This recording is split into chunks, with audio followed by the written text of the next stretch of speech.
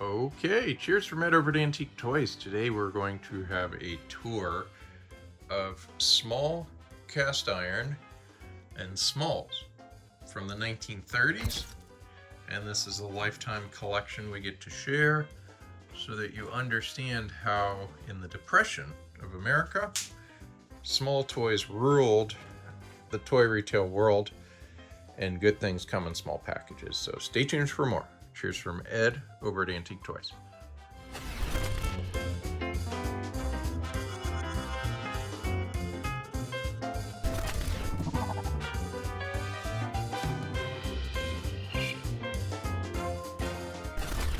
Okay, so it is a delight to talk about small cast irons. Small cast iron toys traditionally were known as nickel, dime, quarter, NDQ toys. And when the NDQ iron toys, which for instance like this Kilgore got smaller and got more affordable, or like this Hubley got smaller and more affordable, there showed up on the block a new kid, Mr. and Mrs. Tootsie Toy. And from the 20s, Doused or Tootsie Toys started to dominate the market with beautiful grams like this Graham Coupe, and started to take over the business of the iron makers. Another nice Graham. This is a Manoil with futuristic look. These were lighter, and at the same time they went head to head with these iron makers. And iron makers experimented with another lightweight material like this aluminum, and that experiment ended up failing.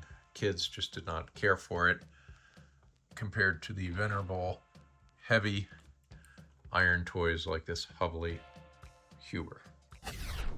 Let us pick, let's say, iron motorcycles.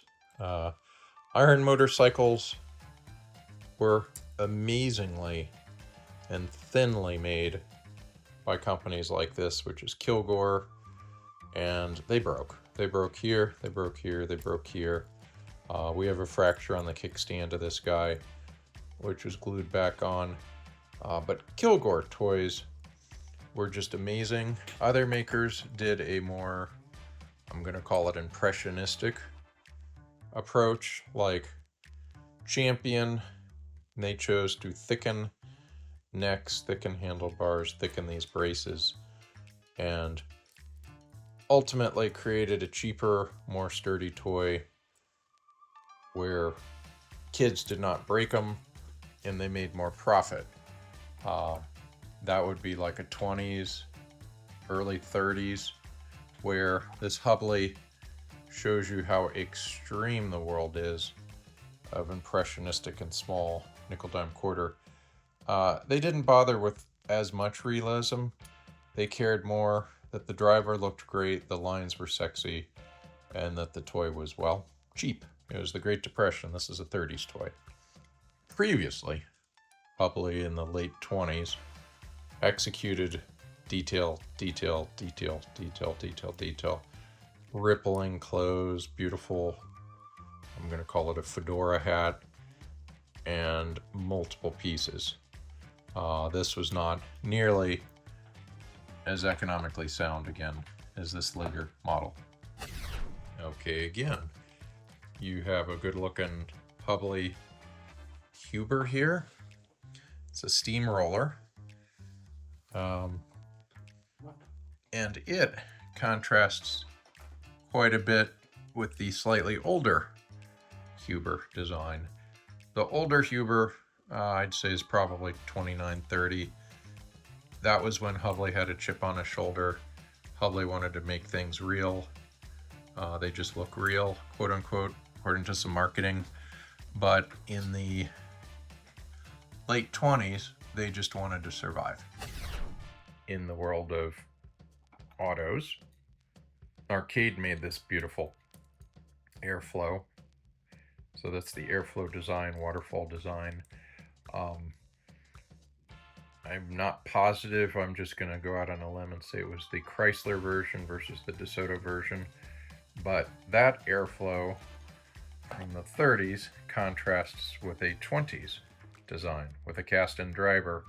The 20s nickel dime quarter coupes were much more square, and then all of a sudden the streamlining effect kicked into place, and then others experimented, like Austin, with some sweeping designs and smaller shapes to make it even more extreme. This is about 33 by Kilgore. This Kilgore honestly is one of the nicest designs, where they tried to do more of a scale model with the headlight and the running boards and the two-tone, but they kept a kid flavor to it. They went with two tones that were shimmering. That's metallic paint. And so you might say the Kilgore is the strongest design, but the Airflow ended up selling the most. And both of these Kilgore, the open roadster and the sedan, both of the Kilgores actually outsold both, but that was more of a 20s nickel dime quarter.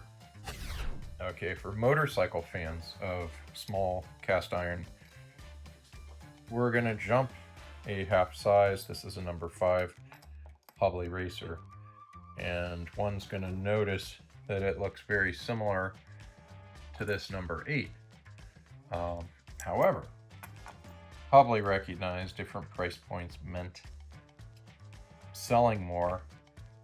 You might sell a number 8, for instance, at a discounter, 5 and dime, but then Sears may sell a number 5, and then there's one size up, which is not shown, which FAO Schwartz might get the price point. So Hubley was very astute picking these different sizes. Hubley also was smart because, again, you have a smaller cop at an entry-level price, and then you have the more deluxe PDH or Police Department Hubley, the more deluxe PDH up there. And by the way, that's arcade, really gorgeous. And Hubley then went one size smaller. I'm going to touch on tractors. Tractors end up being like such. Then tank tractors, both of these are by Kilgore, turn out real nice. And if you've got a little more budget, you could get a rubber tread roller tractor. Kilgore, because they were smart in identifying variations to sell more to kids, they made yet another variation, which is a road roller. And then, whoop, there's yet another variation, which is a caterpillar form. And so Kilgore chose to do add-on mold variations of accessories so that their product line looked more diverse, but it tended to be a similar toy and they could make more money that way. Okay, the Hubley motorcycle with all of its issues represents a rich kid's toy. Most kids could afford this size, nickel dime quarter smalls. The Hubley was just gigantic, where one might be nickel dime quarter, this might be 75 cents, possibly $1 with a rider, with a sidecar. Again, another price point variation. The Airflow here would have been more like 50 cents, and that was a big jump. So, and then the Tootsie toys might have been a penny less. So in the Depression, these guys started to take over. The larger iron started to go away, and we could see the writing on the wall had World War II not occurred for Hubley. All right, we're going to end with work trucks. This twin motor, twin coach, quite a nice piece by A.C. Williams. Hubley did an ice cream truck. Kilgore did a nice tow truck. Hubley again executed a very, very small size. We have good old-fashioned shovels. Looks like each is probably Hubley. And we have Williams trucks as well as the aluminum toy made by Dent. And in the background, that bus is made by A.C. Williams. Okay, so cheers from Ed over at Antique Toys. Please keep us in mind for unusual toys like this advertising piece for the World's Fair, Century Progress. Keep us in mind for high quality iron pieces and any of your toy needs. We help with estates with great respect, and we have fun placing great toys with collectors. So have a great day. Cheers from Ed over at Antique Toys. Any questions, comments, comment below. Be sure to subscribe. And as always, I'm available by email. Send photos to Ed, and my email is toys@AntiqueToys.com. Take care. Have a great day. Cheers from Ed.